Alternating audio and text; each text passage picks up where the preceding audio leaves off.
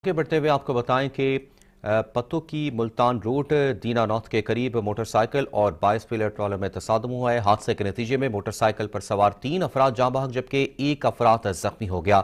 जाँ बहक होने वालों में मां और 2 बेटियां भी शामिल हैं। रेस्क्यू ने जाँ बहक अफराद और जख्मी शोहर को अस्पताल मुंतकिल कर दिया गया है। राउसलम, इससे भी मुतालिक आका कीजिएगा। हाँ जी, बिल्कुल। ये अफसोसनाक जो वाक़या है, पत्तोकी का जो इलाका है फूलनगर के बिल्कुल सराउंडिंग में दीनानाथ, इसके करीब ये पेश आया है।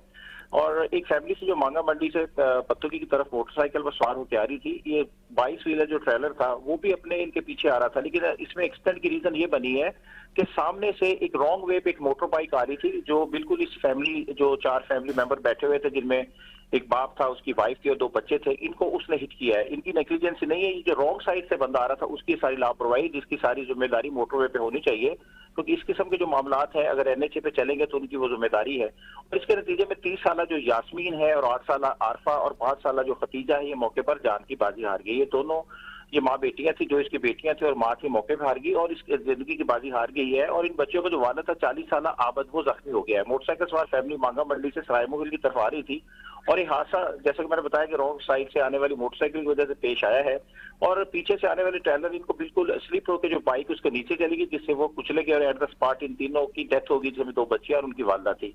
इस किस्म के वाकयात रोड पे अक्सर हो जाते हैं, क्योंकि कोई एसओपीज नहीं है, कोई यहाँ पर कोई चेक एंड बैलेंस नहीं है मोटरवे का, जिसकी वजह से सारे इंसिडेंट्स होते हैं। रेस्क्यू 112 का जो स्टाफ था, जो टीम थी, उन्होंने डेड बॉडीज को रूरल हॉस्पिटल जो नियरेस्ट है फूलनगर का ट्रामा सेंटर, वहां पर मुंतकिल कर दिया है। और जो जख्मी था आबद, वो सीरियस था और उसको फिर लाहौर के लिए रेफर कर दिया। लेकिन मोटरवे पुलिस मौके पर पहुंच गई, ट्रेलर और ड्राइवर्स को अपनी कस्टडी में ले लिया है। बाकी जो एज पर एसओपीज है वो कार्रवाई भी जारी है। जी ठीक है, बहुत शुक्रिया राउसलम तफसीलात से आगाह करने के लिए।